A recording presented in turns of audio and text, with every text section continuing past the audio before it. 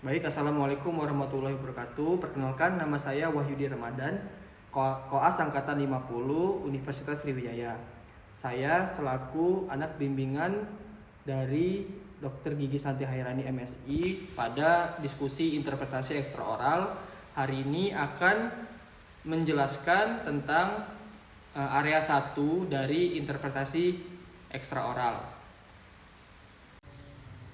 Baik, yang pertama atau bagian pertama yang dilihat dari interpretasi ekstraoral area 1 itu pada bagian pertama yaitu missing teeth atau agenesis. Nah, missing teeth ini definisinya yaitu hilang karena dicabut. Nah, kalau agenesis itu anomali perkembangan gigi di mana tidak ada benih gigi. Nah, agenesis ini ada beberapa macam, ada anodonsia, hipodonsia, dan oligodonsia. Kalau anodonsia itu seluruh benih gigi itu tidak ada. Kalau hipodonsia tidak ada 1 sampai dengan 6 benih gigi. Nah, sering terjadi pada premolar 2 rahang bawah, kemudian incisif 2 rahang atas. Kemudian oligodonsia. Oligodonsia ini tidak ada lebih dari 6 benih gigi. Nah, perbedaan missing teeth dan agenesis secara radiografi, yang pertama, kalau agenesis itu tidak ada ruang atau space. Nah, kalau missing teeth ada ruang atau jarak. Nah, pada kondisi agenesis bisa ada ruang, tetapi ruangnya kurang dari normal untuk menyebabkan diastema. Kemudian yang kedua, missing teeth itu menyebabkan kondisi gigi sebelahnya menjadi tipping atau drifting. Kalau agenesis, gigi tetangganya normal. Kemudian yang ketiga, agenesis. Nah, yang ketiga agenesis itu kalau kondisi puncak tulang alveolarnya itu datar atau flat. Kalau missing teeth itu kondisi puncak tulang alveolarnya itu cekung karena sudah terjadi resorpsi tulang. Kemudian selanjutnya bagian 2 yaitu persistensi atau prolonged retention. Kalau persistensi itu definisinya adalah keadaan gigi susu masih ada atau tidak tanggal walaupun gigi permanen sudah erupsi. Kalau prolonged retention itu definisinya adalah keadaan di mana gigi susu masih ada namun gigi permanen belum erupsi karena delay eruption atau impaksi. Nah, meskipun seharusnya gigi permanen sudah masuk waktu erupsinya. Nah, biasanya terjadi karena gigi permanen itu impaksi sehingga tidak bisa mendorong gigi susu untuk tanggal. Baik, selanjutnya bagian ketiga yaitu impaksi. Nah, pada impaksi ini adalah kondisi gigi kondisi gigi tidak dapat erupsi secara keseluruhan pada lokasi dan tidak dapat melakukan oklusi fungsional secara normal dari usia erupsi yang seharusnya karena terhalang oleh jaringan lunak, tulang atau gigi di atasnya. Nah, yang sering impaksi ini biasanya gigi molar 3, kemudian caninus rahang atas, kemudian premolar 2 rahang bawah, atau bisa terjadi supernumerary. Kemudian selanjutnya klasifikasi impaksi untuk gigi molar 3. Nah, untuk rahang bawah itu bisa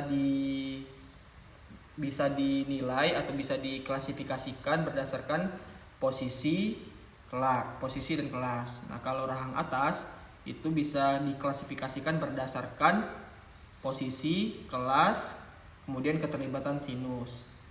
Nah, keterlibatan sinus ini ada sinus approximation dan non sinus approximation. Kalau sinus approximation atau SA itu adalah antara apex dengan dasar sinus maksila itu tidak ada jarak.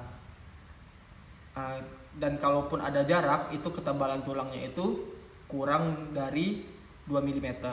Kalau non sinus approximation itu antara apex dan dasar sinus maksila itu jaraknya lebih dari 2 mm. Selanjutnya untuk menentukan klasifikasi dari molar 3 itu kita perlu melihat angulasi. Nah, angulasi dari gigi impaksi itu ada mesioangular, ada distoangular, ada horizontal, ada vertikal, dan inverted. Nah, untuk menentukan angulasinya, patokannya itu sumbu panjang gigi molar 3. Nah, lalu buat garis imajiner di sumbu panjang gigi molar 2. Nah, lalu bandingkan sumbu kedua giginya.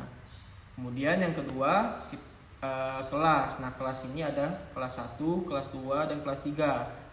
Nah, kalau kelas ini menunjukkan cukup tidaknya ruang yang tersedia bagi gigi molar 3. Nah, dilihat dari jarak antara distal gigi molar 2 dengan anterior ramus. Kemudian bandingkan dengan lebar mesiodistal gigi molar 3. Kelas tadi ada kelas 1, kelas 2, kelas 3. Nah, kalau kelas 1 itu lebar distal molar 2 ke anterior ramus itu lebih besar atau lebih lebar dibandingkan jarak mesiodistal molar 3. Kalau kelas 2 itu lebar distal molar 2 ke anterior ramus itu lebarnya itu kurang dari mesiodistal molar 3. Nah, kalau kelas 3 itu molar 3-nya ini berada di dalam ramus. Nah, selanjutnya posisi. Nah, kalau posisi itu ada posisi A, B, C. Posisi ini adalah hubungan cups tertinggi molar 3 terhadap molar kedua. Nah, kalau posisi A itu cups tertinggi dari molar ketiga itu sejajar dengan oklusal molar 2. Kalau posisi B itu cups tertinggi molar 3 itu berada di antara oklusal dan cervical molar 2. Kalau posisi C itu cups tertinggi molar 3 berada di bawah cervical molar 2. Nah, selanjutnya klasifikasi impaksi untuk gigi kaninus. Nah, klasifikasinya menggunakan klasifikasi Archer. Nah, klasifikasi Archer ini ada 5 kelas. Kelas pertama itu di palatum, kalau kelas kedua itu di bukal, kalau kelas ketiga itu di palatal dan labial, kalau kelas 4 itu di prosesus di prosesus alveolar antara gigi insisif dan premolar. Kalau kelas 5 itu di edentulus maxilla.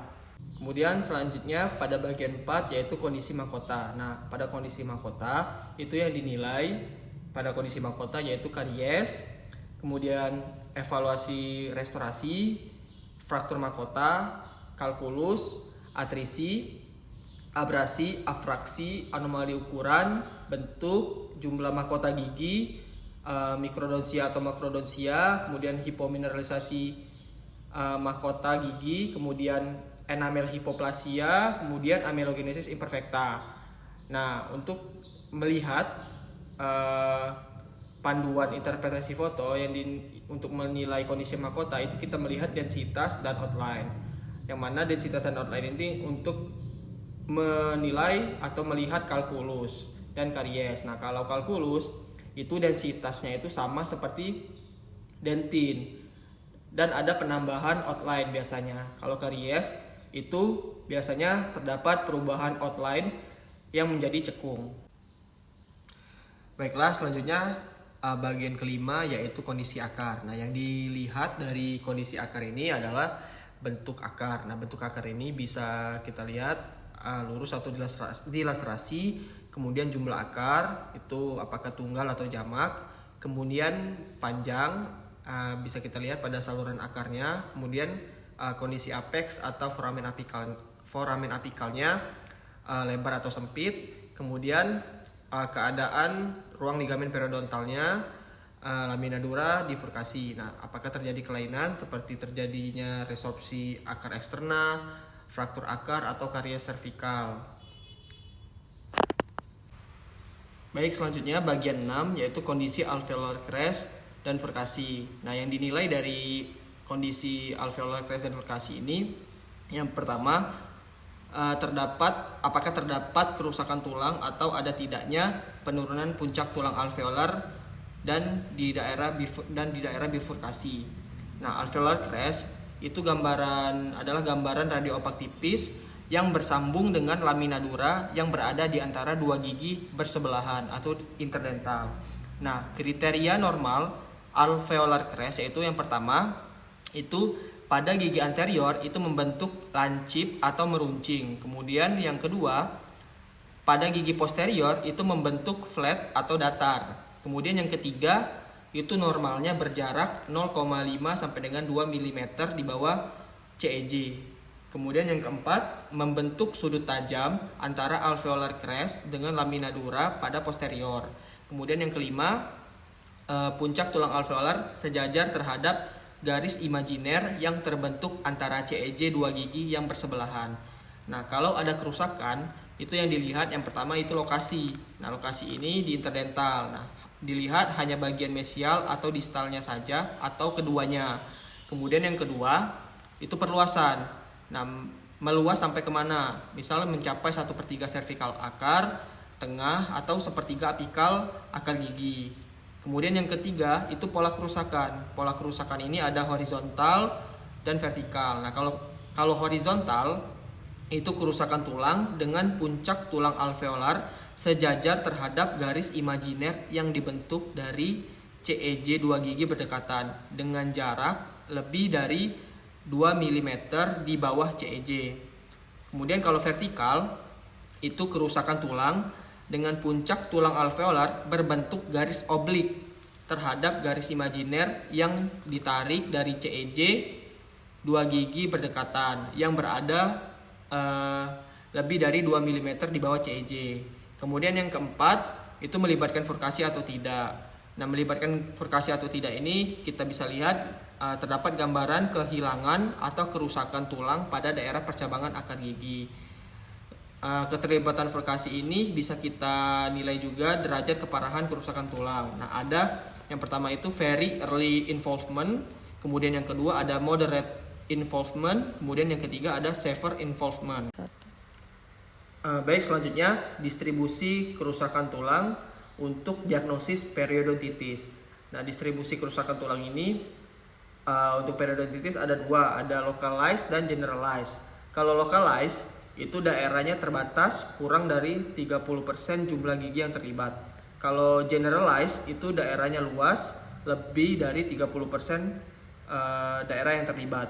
Nah, periodontitis ini terbagi menjadi ada tiga, yaitu periodontitis agresif, kemudian periodontitis kronis, kemudian periodontitis apikalis.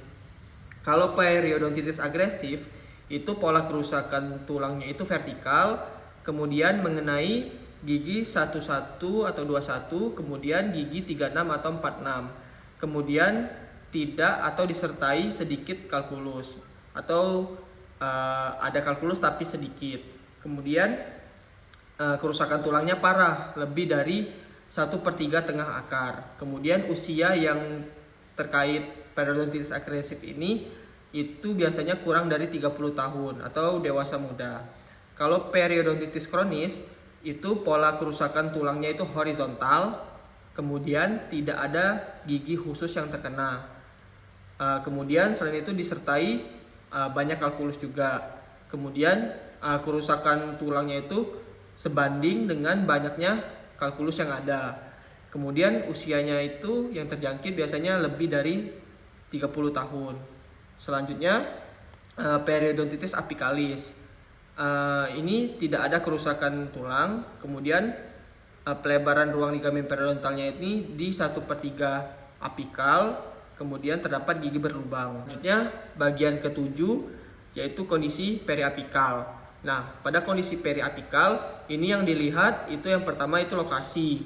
Nah, di lokasi itu yang dilihat adakah khas lokasi atau epicenternya, kemudian dilihat perluasan, kemudian localize itu dilihat juga apakah unilateral atau bilateral, kemudian jumlah, kemudian ukuran. Nah, kemudian yang kedua itu batas dan bentuk. Kalau batas dan bentuk ini yang dilihat itu batas tepinya, kemudian bentuknya.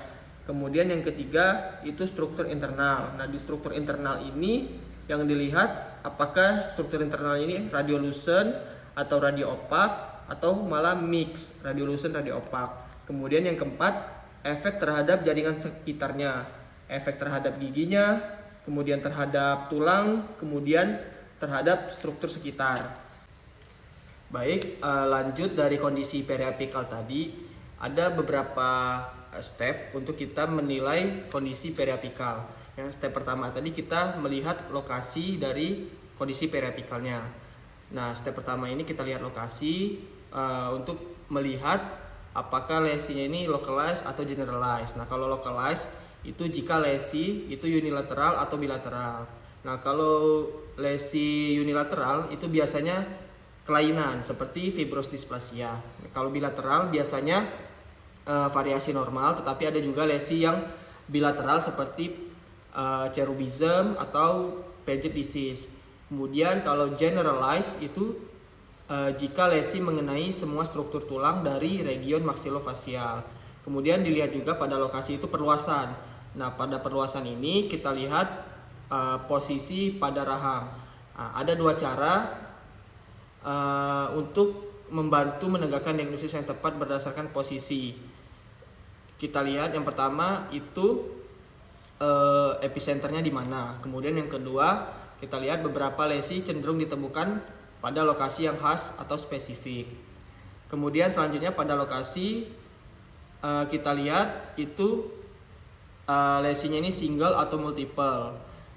Kemudian juga kita lihat juga pada lokasi ukuran dari lesinya. Setelah itu setelah step pertama tadi kita lanjut ke step 2 yaitu kita lihat batas dan bentuk. Batas dan bentuk ini ada, kalau batas itu ada berbatas jelas dan berbatas tidak jelas. Kalau berbatas jelas itu ada juga pembagian lagi, ada berbatas jelas punch out, ada berbatas jelas kortikasi dan berbatas jelas sklerotik. Kalau berbatas jelas punch out itu berbatas jelas, tidak dikelilingi garis radio opak dan tidak ada reaksi tulang. Contohnya itu seperti granuloma periapikal. Kalau berbatas jelas kortikasi itu berbatas jelas dengan garis radio opak tipis yang homogen dalam hal ketebalannya. Kemudian kalau berbatas jelas sklerotik itu berbatas jelas dengan garis radio opak yang ketebalannya itu berbeda, kadang tipis, tebal atau kehilangan, dan tidak ada transisi.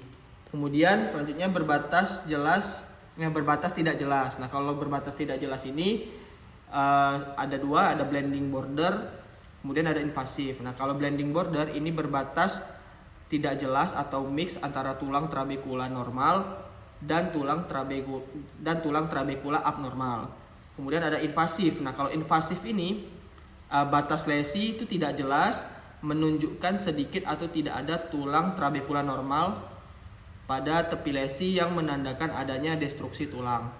Biasanya berbatas tidak jelas invasif itu biasanya mengarah ke lesi keganasan. Ya, kita lanjutkan dari batas dan bentuk tadi. Tadi kan batas, ada batas jelas dan batas tidak jelas. Nah, ini pada step kedua kita nilai juga bentuk. Nah, bentuk ini ada yang sirkular, ada yang scallop. Kalau sirkular itu bentuk lesi yang berisi cairan. Kemudian kalau yang scallop itu berbentuk setengah lingkaran atau lengkung, yang mana mengindikasikan ada proses atau mekanisme pertumbuhan. Nah, selanjutnya kita lihat yang selanjutnya kita nilai juga adalah struktur internal. Nah, pada struktur internal ini kita lihat atau kita nilai pada lesi tersebut apakah struktur internalnya radio opak keseluruhan atau radiolucent keseluruhan atau mix radio opak radiolucent. Baik, selanjutnya step 4 yaitu efek lesi terhadap jaringan sekitar. Nah, yang pertama efek lesi terhadap gigi, lamina dura, dan ruang ligamen periodontal. Nah, kalau pada gigi itu bisa terdorong dari posisi semula atau displacement, atau akarnya itu bisa terjadi resorpsi. Kemudian lamina dura, kalau lamina dura itu akan terlihat terputus atau hilang. Kemudian ruang ligamen periodontal, kalau ruang ligamen periodontal akan terlihat lebih lebar dari normal, yaitu tanda ada tekanan atau perubahan. Kemudian yang kedua, efek lesi terhadap reaksi tulang alveolar. Nah, kalau tulangnya meradang, batas lesi akan terlihat lebih padat atau sklerotik. Nah, kalau itu kista, batas tulangnya terlihat tebal atau kortikasi. Tapi sebenarnya itu reaksi tulang, bukan bagian dari kista itu sendiri. Kemudian yang ketiga, efek lesi terhadap kanal saraf, alveolar, dan foramen mental. Nah, kanal saraf itu bisa terdorong ke atas, bisa juga terlihat melebar, kadang halus, kadang tidak teratur, karena tulangnya rusak atau terjadi destruksi kortikal. Nah, kemudian foramen mental juga bisa melebar.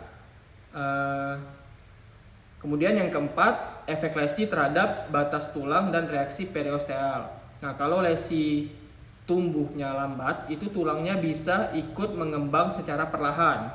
Tapi kalau lesi tumbuhnya cepat, tulang bisa jadi menipis atau bahkan hilang karena proses rusaknya itu terlalu cepat. Baik, kemudian yang terakhir, hal-hal yang dapat atau hal-hal yang menyebabkan terbentuknya lesi periapikal.